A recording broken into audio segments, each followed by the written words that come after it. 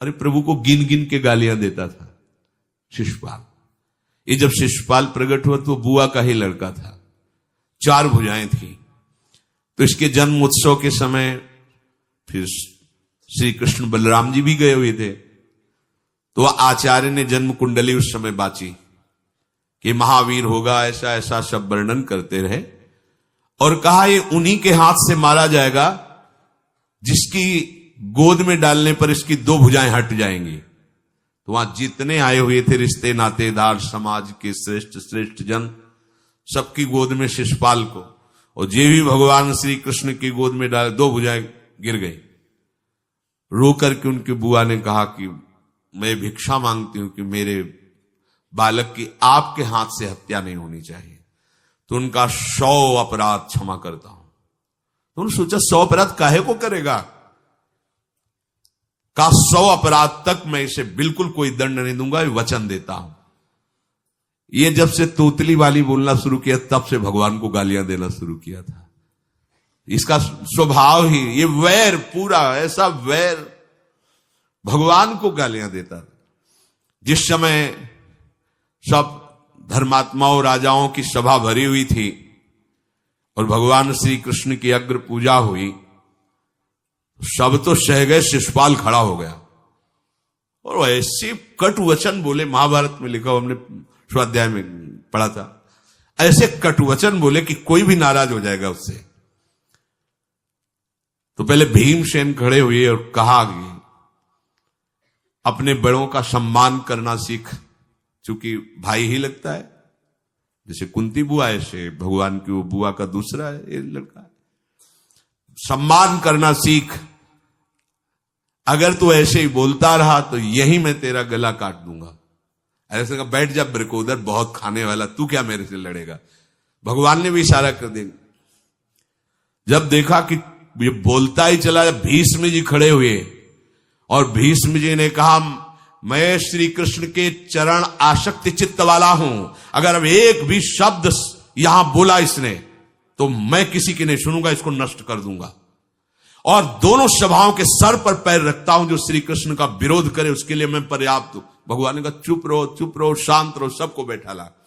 वो गिनती शुरू किए थे, 98, 99 का शिशुपाल सावधान, जो तुम्हारी माता को वचन दिया था बस एक शब्द रह गया है, आगे मुझे दोषी कोई न ठहराए। 100 तक क्षमा करने की बात कही थी। जे ही, वो तो रुकने वाला थोड़ी था, जे ही आगे बोला सुदर्शन जी के द्वारा उसका वो परम उद्धार हुआ जो बड़े बड़े ऋषि मुनियों के लिए बड़ा दुर्लभ पद कहा गया है। गोपीजनों ने सौंदर्य माधुर्य निधि भगवान को अपना कांत माना, प्रीतम माना। एक ही वृत्ति, कितनी गजब की वृत्ति गोपीजनों की है कि सब कार्य करते हुए कृष्णाकार वृत्ति है। बेचने दही जा रहे हैं, बोल रहे कोई कृष्ण ले ले, दामोदर ले ले, माधव ले ले। कैसी वृत्ति है, देखो कैसी उच्च कोटि की अवस्था है।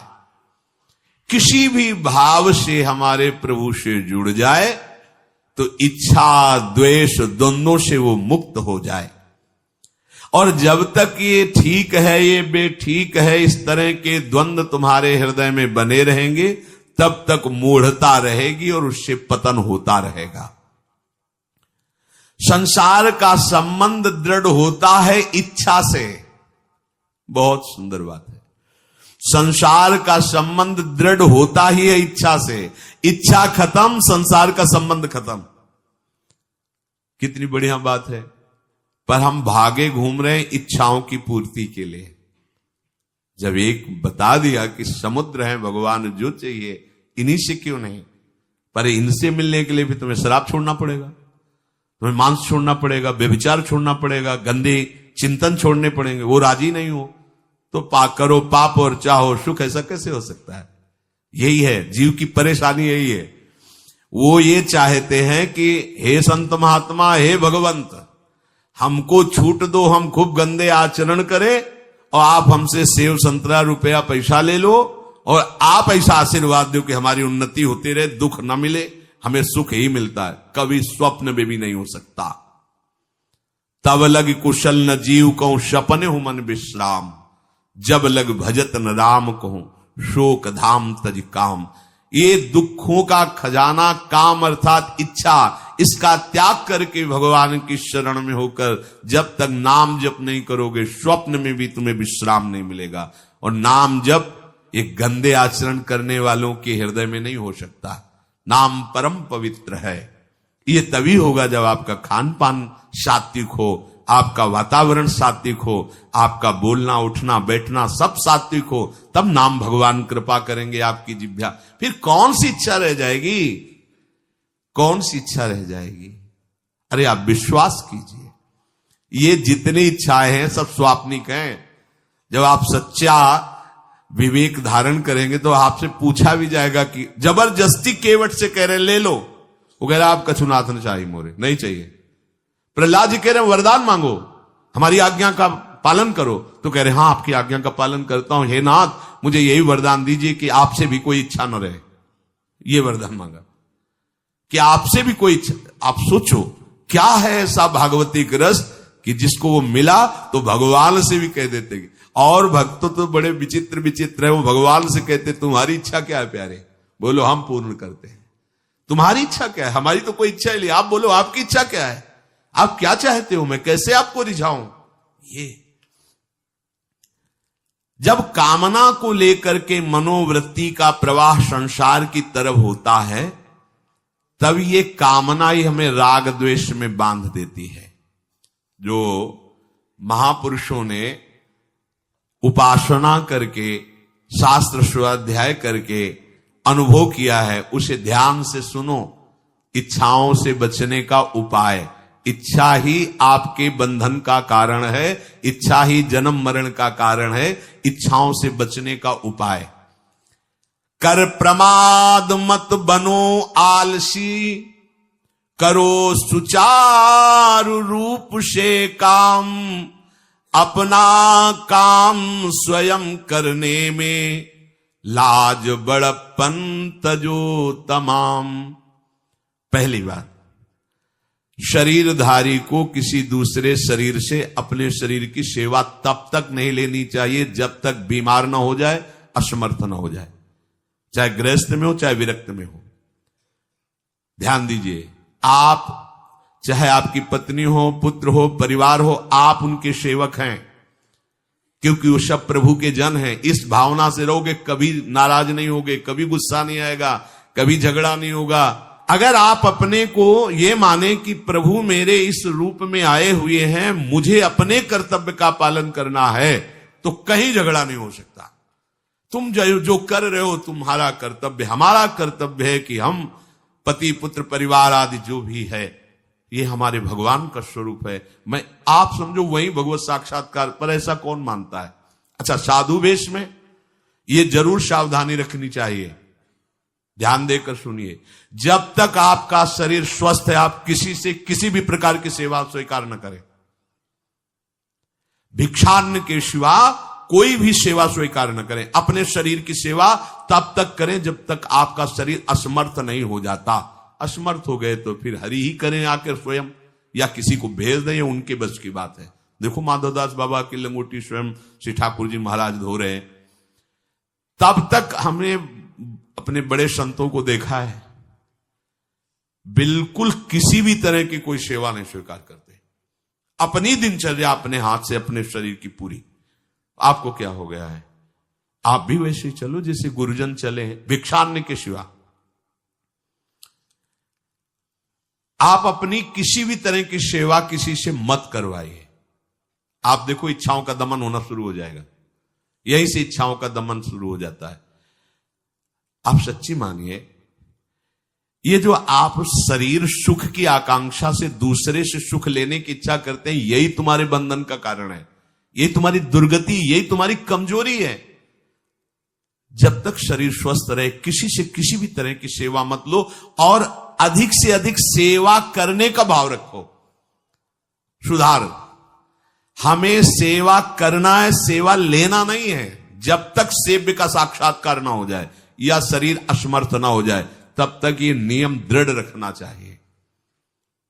गुरुजनों को भी देखा, श्री जी की सेवा कर दो, रसोई के से बाहर, शरीर सेवा में कभी भी नहीं।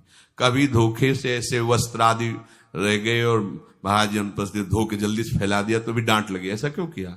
नहीं रखे थे महाराज जी, हमने ऐसा कर दिया। नहीं, जब तक हम कहें नहीं तब तक नहीं। आज भी सरकार अपने ही हाथ से श्री जी को भोग लगा के ही, सब हैं पर वो अपने ही हाथ से 2 रोटी भोग बना के। देखो बुजुर्ग संतों को, बड़े महापुरुषों को हमने देखा है, अपने शरीर, जब तक शरीर में सामर्थ्य है तब तक, ये महापुरुषों का आदेश है, अपना काम स्वयं करने में लाज बड़प्पन तजो तमाम। अपना काम करने के लिए आप किसी को भी आदेश मत करें, किसी की भी सेवा स्वीकार न करें। हाँ, हमें भूख लगेगी तो रोटी मांग लेंगे जाकर के, क्या जरूरत है हमें किसी की सेवा स्वीकार करने की? मांगो, खाओ, खूब भजन करो, सत्संग करो, कम खर्चे वाला जीवन रखो। जरूरत क्या है? जो जरूरत है गली चलते दे देंगे भगवान, विश्वास करो, गली चलते दे देंगे। विरक्त गृहस्थ धर्म पूर्वक कमाओ, जितनी आवश्यकता प्रभु दे देंगे। ऐसा कोई त्रिभुवन में नहीं जिसकी आवश्यकता की पूर्ति न होती हो। अनावश्यक तुम्हारी मांगे जो हैं वही तुम्हें दुख दे रही है। आवश्यक व्यवस्था सबको भगवान दिए हुए हैं, अनावश्यक मांग के लिए तुम्हें फिर फंसना होगा। ये तुम्हारी अनावश्यक मांगे हैं, ये हो जाए, वो हो जाए, वो जो आपको जीवन जीने के लिए जरूरी है, धर्म पालन के लिए जरूरी, वो बिना मांगे भगवान दे रहे सबको। देख लो। हाँ, आप कि भाई हमको उस परिकर में रहना है, उस कोर्ट से रहना है, वो सब वीआईपी, तो हमको भी उस कोर्ट का, ये मांगे हैं तुम्हारी। तुम्हारा प्रारब्ध जितना है उतना तुम्हें मिलेगा, जो आवश्यक है वो तुम्हें मिलेगा। अनावश्यक मांगे करोगे फंसोगे, अधर्म में कूदना पड़ेगा तुम्हें। हाथ पैर सब साधन प्रभु ने दिए, दया कर तुम्हें समान, फिर क्यों उनसे काम न लेते, क्यों रखते हो झूठी शान। तुम्हारी सेवा के लिए तुम्हारे पास हाथ है, तुम्हारे चरण है, तुम्हें बुद्धि दी है, दूसरे से क्यों सेवा स्वीकार करते हो? प्रभु ने दया करके उद्धार के लिए तुम्हारे पास पूरी सामग्री दे दी, उसका प्रयोग करो। तन मन दोनों का हित करता, निश्चय शारीरिक श्रम युक्त। देखो ये है, जिसने अपना परम मंगल ठाना है वो शरीर को कभी प्रमाद में नहीं रखता, चाहे गृहस्थ हो चाहे विरक्त हो। ये आलस्य प्रमाद किसी के लिए भी ठीक नहीं है। नियत समय तक सो जाओ, इसके बाद खूब मेहनत करो, चाहे गृहस्थ हो चाहे विरक्त। विरक्त हो तो खूब नाम जप, वाणी पाठ, ब्रह्मचर्य से रहना, आसनों में बैठना, हाँ सेवा करना, शारीरिक श्रम नहीं, खूब सेवा करो, धाम की सेवा करो, नालियां साफ करो, गलियां साफ करो, जो सेवाएं में इसे श्रम करो। ब्रह्मचर्य पचाने के लिए श्रम भी तो होना चाहिए। श्री जी की प्राप्ति के लिए मन वचन कर्म से श्री जी के चरणों का आश्रय लेकर के जितना आप अन्न डालते हो उतना आप इसका प्रयोग करो शरीर का। इससे ममता मत रखो। खूब धाम, पुराने संतों को देखो, सोहनी पकड़े कहां कहां तक परिक्रमा में लगा। हमने देखा है एक हरिदासी महात्मा थे, पीछे पानी घाट की तरफ उनकी छोटी सी कुटिया, किलोमीटर तक ऐसे ही सोहनी लगा रहे। वृद्ध वृद्ध महात्मा सेवा करें। अपने लोग जवान महात्मा होकर, शरीर स्वस्थ होकर, बेइज्जती सम, अगर सोहनी पकड़ के खड़े हो जाओगे गली में तो आपको लगेगा अपनी बेइज्जती हो रही है। वाह, कितनी बड़ी इज्जत है हमारी। स्वामिनी के महल की वीथियों में सोहनी लगाने में तुम्हें बेइज्जती लग रही, और आचार्य चरण याचना कर रहे हैं। यत्किंकरीषु बहुशा खलुका कुवाणी, नित्यम परस्य पुरुषस्य शिखंड मौले, तस्या कदापि रसनिधेर वृषभानुजायास, तत्केल कुंज भवनांगण मार्जनीश्याम। लाडली जो ऐसी कृपा करो कि आपके वृंदावन धाम में कहीं सोहनी लगाने वाली, पोछा लगाने वाली मैं बन जाऊं। मांग रहे हैं। एक से कहा भैया चाहे जितना बुरा प्रारब्ध हो, यहां जो भगत आते हैं उनके जूते साफ कर दिया करो, प्रारब्ध खत्म हो जाएगा। भाई आप समझो ये वो दवा है जो बेजोड़ है, इसे कोई काट नहीं सकता। अच्छा अगर ऐसे न समझो तो हम आपको समझा रहे हैं। गुरुद्वारे में चले जाओ, चाहे जितना बड़ा अधिकारी हो, सबसे पहली जोरी सेवा यही होती है, पादुका की सेवा करो। समझे में नहीं आ रहा तुम्हें? अरे जिसे हम हंसते हंसते कह रहे हैं वही तुम्हारे बंधन काटने का कारण बन जाए, यदि मान लो बात। पर वो हम जूता साफ करेंगे नहीं। मन से हम कितने गंदे हैं ये हम नहीं देख पा रहे हैं। वो तो बाहर वृंदावन की रज उनमें पादुका में लगी, छोटी मोटी बात नहीं है। पादुका जो रखी है ये बंधनी है, आप इनको ऐसे साधारण जूते मत समझ लो, ये रज में चलते। एक दिन एक ब्रजवासिनी माई रोटी रखे, उसके ऊपर पादुका रखे, एक हाथ में लाला लिए और एक हाथ में जल का ऐसे लिए, उनका अभ्यास ऐसा। अब पादुका पहन के चलने में परेशानी होती थी, तो कोई एक संत थे और बाहर से आए हुए थे, तो हंस दिए हैं कैसे बावरी रोटी के ऊपर जूता लगा। ऐसे मतलब कितने साल हो गए ब्रजवास करते हुए? वह कई वर्ष हो गए। अरे वो जूती नहीं है जो साधारण जूती है, वृंदावन बरसाने की रज लगी हुई, इसमें ये रज लगी हुई है, तुझे रज नहीं दिखाई दे रही, जूती दिखाई दे। क्या ब्रजवास कर रहा है? डांट के चल दी। ये समझो, हम कहें कि जूती साफ करो तो हम जूती साफ करेंगे, और ये है कौन सी जूती साफ में? क्या रज है। वृंदावन बरसाने सब जगह घूमते रहते हैं ये महाभागवत जन। अगर इनकी ये गृहस्थ विरक्त मत देखो, सब लाडली जी के लाडले हैं जो यहाँ आए हुए हैं। अगर हम उनकी पादुका साफ करेंगे तो हमारा हृदय साफ हो जाएगा। पर कोई मानता कहाँ है? अपनी सेवा स्वयं करो और दूसरे की सेवा मिल जाए तो जैसे लोभी आदमी के सामने धन फेंक दे तो कैसे भागता है, ऐसे आपको होड़ लगनी चाहिए कि ये आदमी इतना न कर पाए जितना हम सेवा करें। परमार्थ में शरीर पोषण नहीं, परमार्थ में शरीर की धज्जियां उड़ानी है, अहंकार की, देहाभिमान की। राखे अपने को सदा भगवत सुमिरन लीन, सुने न जग के दोष गुण, करे न चित्त मलिन। सदैव अपने को ये देखता रहे कि प्रभु का सुमिरन चल रहा है कि नहीं अंदर। ये बहुत बड़े काहे की परेशानी, हम तो यही समझ नहीं पा रहे कि इतनी झंझटें लेकर कैसे घूम रहे लोग। अगर हृदय में राधा राधा चल रहा है, आप व्यापार कर रहे हो, नौकरी कर रहे हो, गृहस्थ हो, विरक्त हो, जो भी, अब आपको चिंता क्या होनी चाहिए? देखो ना, थोड़े दिन ऐसे चल के देखो, हर कार्य बहुत अच्छा होता है जब भगवत सुमिरन पूर्वक आप एकाग्रता पूर्वक कार्य करेंगे। हर कार्य में आपको आनंद आएगा। पर वो तो शरीर पोषी, जैसे आग जलने में फफोला पड़ जाता है ना, उसको बहुत संभाल के रखते हैं, ऐसे देहाभिमानी साधक भी होते हैं। कोई इतना शरीर को सजा के, इतना संभाल के कि लगता है यही भगवत प्राप्ति है इनकी, कि इनके शरीर बिल्कुल ऐसे नहीं। संतों ने देखो ना कैसे अपने शरीर के राग का त्याग किया है, गुरुजनों की आज्ञा में तत्पर होकर धज्जियां उड़ा दी देहाभिमान की, तब उनको परम पद प्राप्त हुआ है। अपने शरीर का राग रखने वाला परमार्थ में कैसे चल सकता है? कब तक फंसे रहोगे विषयासक्ति वासना में हो दीन? अरे कब तक मन में भरे रखोगे दुर्विचार दुर्भाव मलिन? जिन भोगों के लिए हो रहे तुम लालायित सुखमय जान, यही घोर दुख उपजाएंगे, बढ़ जाएगा अज्ञान। इसलिए छोड़ो सब आशा ममता, आसक्ति कामना मद अभिमान, एकमात्र शरणागत होकर भजो निरंतर राधे श्याम। प्रभु की आसक्ति हृदय में धारण करो। यही समझ में नहीं आता। चले हो राग त्यागने के लिए, पोषण कर रहे हो शरीर राग का, कैसे बात बने? चलो कोई विषय संसारी है तो लगता है अभी बेचारा है। आप लोग बेचारों की लाइन में थोड़ी हो, आप लोग बेचारों की लाइन में नहीं हो। आप जितने भी, चाहे गृहस्थ हो चाहे विरक्त हो, धाम आ गए हो, दीक्षा ले ली है, शास्त्र स्वाध्याय करते हो, सत्संग, आप बेचारे हो, आप भगवत पार्षद हो। पर आप अपने स्वरूप को समझो, ये अंदर की बातें सुधारो। आगे कह रहे हैं कि सुने न जग के दोष गुण, करे न चित्त मलिन। अपने भगवत चिंतन में मगन रहो। कोई तुम्हें यदि किसी की निंदा आदि सुनाने लगे तो उसे मत सुनो।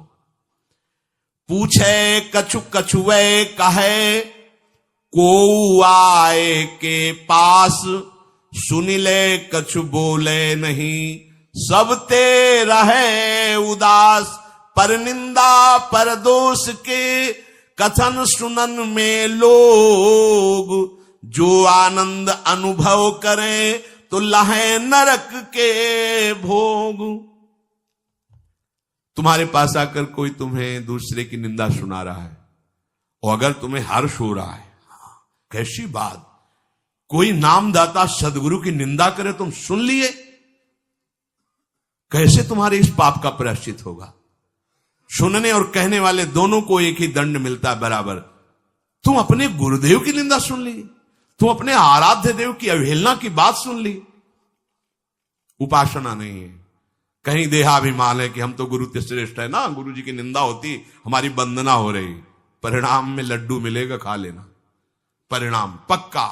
पर निंदा के कीते आवत नहीं कछु हाथ, मूरख पर्वत पाप को ले चल अपने साथ। वैष्णव निंदा, भक्त निंदा, गुरु निंदा, ये तो बहुत ही भयानक है। भक्तन निंदा अति बुरी भूल करे जिन कोय, किए सुकृत बहु जन्म के क्षण में डारे खोए। कह रहे जो दूसरे की निंदा सुनने में आनंद का अनुभव करता है उसको भोग मिलेगा। काहे का? बोले नरक का भोग मिलेगा। इसलिए जो तुम्हें ऐसी बातें सुनाने के लिए उत्साहित हो उनसे उदासीन रहो, अर्थात उनसे कोई परिचय नहीं, कोई अपनापन नहीं। हाथ जोड़कर कह दे कि आज तो आप कृपा करके आ गए हो, आगे कृपा करके कभी मत आना। नहीं, आज हम आपका स्वागत नहीं कर रहे, आगे स्वागत करेंगे तो आप सह नहीं पाओगे, इसलिए आप कृपा करके आगे मत आना। हम आपके पास गए नहीं, आप आकर हमारे गुरु की, हमारे इष्ट की अवहेलना की बात करोगे तो आज क्षमा करते हैं, चले जाइए, दोबारा मत आना। चाहे वो कोई भी हो, तुम्हारी निष्ठा में इतनी ताकत है वो झुक जाएगा, उसकी सामर्थ्य नहीं कि वो आगे आ जाए। अगर हमारे कोई इष्ट की, आचार्य की या किसी भी नाम जापक की कोई निंदा करता है, हम सुनते हैं और उसे सुख मानते हैं, तो कह रहे हैं उसको नरक का भोग मिलेगा। नहीं, हमें जिस मार्ग में चलना है, हमें अपने आराध्य देव की प्रति प्रीति प्राप्त करनी है, और प्रीति प्राप्त होती, कोई भी राम कृष्ण हरि शिव बोले, सबके चरणों में हमारा नमन है, सबकी चरण धूले हमारे माथे पे। निंदा करना, अरे सब जगह भगवान है, ये बात देखने के लिए तो हम चले, हम निंदा स्तुति। अगर कोई हमारा मित्र बनता है, हमारा निज जन बनता है, और हमको हरि गुरु इष्ट आदि की किसी भी तरह की कोई निंदा, हमें बिल्कुल बर्दाश्त नहीं करना चाहिए और दूरी बना लेनी चाहिए, कभी उससे संभाषण नहीं करना चाहिए। कहे न अपनी बात कछु, सुने न पर की बात, एक निष्ठ प्रभु में रहे, बसो सदा दिन रात। अपने हृदय की भक्ति की बात सहसा किसी से ना कहे और ना किसी की बात सुने, क्योंकि हमें अपनी आचार्य निष्ठा, गुरु निष्ठा से चलना है। आप अपनी निष्ठा से चल रहे हो, हमारे काम की है नहीं, क्योंकि अब हम बदलने वाले हैं नहीं, तो तुम्हारी निष्ठा से हमें कोई परिवर्तन होने वाला नहीं। और हम अपनी निष्ठा की बात तुमसे इसलिए नहीं कहेंगे कि वो तो इष्ट मिले और मन मिले, मिले भजन रस रीति, तब वो बात कहनी चाहिए, ऐसा किसी से नहीं। तो क्या करे, एक निष्ठ होकर अपने आराध्य देव में दिन रात लगा रहे। ये बहुत जगह जाना, बहुत लोगों से व्यवहार करना, ये सब भजन में बाधक बात है। समिट जाओ, अपने लाडली लाल को दुलार करो, नाम जप करो, धाम वास करो, बहुत जो है, हाँ, दर्शन कर आओ। नहीं, एकांत वास करो, प्रभु खुद आके दर्शन दे देंगे, मान लो विश्वास। अगर आपका भजन ठीक चल रहा है, सही मार्ग चल रहे हो, तो दर्शन वाली बात ही हट जाएगी, क्योंकि फिर वो समा जाते हैं, हृदय में समा जाते हैं, नेत्रों में समा जाते हैं, मन में समा जाते हैं। आनंद की उमगन में कभी गए, आंख लड़ा ली प्रभु से, नहीं तो आंखों में ही बसे रहते। पी मूर्ति नयनन बसे, ते ही रस रहाए समाए। राग रोष दुख दोष में जग सो रहे सचेत, काहू सो न करे कबो वैर भाव अरुहेत। कोई इच्छा न रखो तो तुम्हें कभी क्रोध नहीं आएगा। इच्छा राग ही द्वेष को उत्पन्न करती है। इन दोनों से सचेत रहो, ना किसी से तुम्हारा द्वेष होने पावे न राग। कभी किसी से किसी भी तरह अगर झगड़े का, लड़ाई का अवसर आता है तो हाथ जोड़कर निकल जाओ, झगड़ा मत करो। उससे ये होगा कि आपकी वृत्ति बच जाएगी, नहीं तो वृत्ति द्वेष पूर्वक बार बार उसका चिंतन करेगी जब भजन में बैठोगे, और उसके प्रति अशांति, जलन पैदा हो जाएगी। सब सो न्यारो होई रहे, पर खारो हु नहीं होए, सबकी सब कुछ सहे नीति, वो प्रभु को प्यारो होए। समझो बात, सबसे अलग रहो, किसी से अपना मन मत मिलाओ, केवल मन नाम से मिलाओ, प्रभु से मिलाओ, गुरुवाणी से मिलाओ। पर किसी का अपमान मत करो, किसी के लिए ऐसा कड़ुआ वचन मत बोलो कि उसके हृदय मंदिर में बैठे भगवान हैं, उसका हृदय दुखी हो जाए। सबकी सब कुछ सह लेता है जो कोई, वही प्रभु का प्यारा होता है। करे न जग चर्चा कबों, रहे सदा चुपचाप, रही इंकित निज भजय प्रभुता को, सेवें आप। जो जगत की कभी भी चर्चा नहीं करता, मौन धारण करके केवल प्रभु के चिंतन में मगन रहता है, उसका भार प्रभु ले लेते हैं, उसकी सेवा आप स्वयं करते हैं। प्रभु किसी न किसी रूप में आके उनका भरण पोषण करते हैं। पै प्रभु के रस प्रेम की निर्मल गोपन बात, कहे न काहू सो कबो, सहे सकल आघात। भजन में जो तुम्हें आनंद आ रहा है, जो तुम्हें स्वप्न में कोई अनुभूतियां हो रही या प्रगट में कोई अनुभूति हो रही, कभी भी किसी से भी वो बात ना कहे, क्योंकि ऐसा कहने से तुम्हारे भजन में विघ्न पड़ जाएगा। सारी की सारी बातें पचा लो। जैसे तुम गुप्त रूप से गलतियां करते हो, कभी नहीं बोलते हो, लेकिन कोई भी भागवती की अनुभूति छोटी सी भी होगी तो सभा में बोलने का मन होगा, क्योंकि उससे हमारी प्रशंसा होगी, अहंकार का पोषण होगा। बिल्कुल नहीं। भजन संबंधी कोई भी आनंद की बात, कोई भी भगवदानंद अनुभूति कभी किसी से न कहे, एकदम छुपा जाए।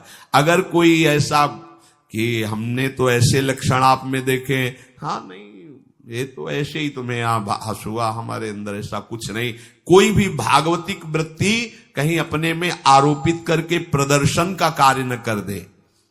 सह न सके पिय की तनिक निंदा, जो कहूं होए, सहज त्याग सर्वस्व करी, डारे निज को खोए। यदि अपने आराध्य देव की कोई निंदा कर रहा हो तो वहां सहन न करे। सही न सके पिय की तनिक निंदा, जो कहो हो। संत शंभु श्री पद अपवादा, कही सुनीतास मर्यादा, काटी जीव तासु जो बसाई, श्रवण मुनि नत चले पराई। यदि हमारे कोई आराध्य देव गुरुदेव की निंदा कर रहा है, ताकत हो तो उसकी जबान बंद कर दे, नहीं तो कान में अंगुली डाले उठ के चल दे, दोबारा उसका कभी चेहरा न देखे। भरत जी ने माता कैकेयी से कहा कि आपने हमें निमित्त बनाकर 14 वर्ष का वनवास भगवान श्री राम को दिया, इसलिए आज के बाद में कभी तुम्हें मां नहीं कहूंगा, पापिनी कभी तेरा मुख नहीं देखूंगा। भरत जैसे भगवान के अवतार परम पवित्र माता कैकेयी के लिए ऐसे कट वचन बोले, आज के बाद कभी मां नहीं कहूंगा, है पापिनी तेरा कभी मुख नहीं देखूंगा। ये जो हमारे इष्ट की निंदा कर दे, हमारे गुरुदेव की निंदा कर दे, हम उसे आदर देंगे, हम उसको बात सुनने के लिए बैठा लेंगे। हाँ और बाओ, हमें और गंदा करो। सहज त्याग सर्वस्व करी, डारे निज को खोए। अपने अपनत्व को अपने आराध्य देव में सहज समर्पित कर दे। या जग में जाके हृदय ऐसो प्रेम समाए, हरिता को अति चाव सो रखें सदा अपनाए। इस जग में जिसके हृदय में ऐसी निष्ठा होती है, तो हरि उसे अपना मान करके फिर स्वयं उसका भार लेकर इस संसार में रखते हैं, अर्थात उससे वही कराते हैं जिससे जग मंगल होता है। निर्मल या प्रभु प्रेम की महिमा कही न जाए, अति प्रेमी जो श्याम को हरि ही नित्य बसाए। दुख में संतत सुख लहे, सो आवे यही बाट, नाहित क्यों रचना करे, कपट नरक को ठाठ। जो निर्मल भगवत प्रेम है उसको कहा नहीं जा सकता, वो अनिर्वचनीय है। ऐसे निर्मल प्रेमी महात्मा के हृदय में श्याम सुंदर निरंतर वास करते हैं। इस निर्मल प्रेम को जिसे प्राप्त करना हो तो कमर कस ले, दुख का मार्ग है, इसमें दुख में चल करके महासुख में पहुंचा जाता है। कह रहे दुख में संतत सुख लहे, सो आवे ही बाट। भारी से भारी विपत्ति, अपमान, तिरस्कार में भी जो सुख का अनुभव करते हुए भगवत भजन करते रहते हैं, वो जाते हैं उस महासुख परमानंद में। नहीं तो कह रहे ना ही तक क्यों रचना करे, कपट नरक को ठाठ। फिर ये बातें बनाने से नरक ही मिलेगा, भगवत प्राप्ति नहीं होगी। इसलिए इच्छा और द्वेष का त्याग करके अपने आराध्य देव के निरंतर चिंतन में मगन रहो। भजन का फल है अपना अस्तित्व मिटा देना, कोई भी इच्छा न रह जाना।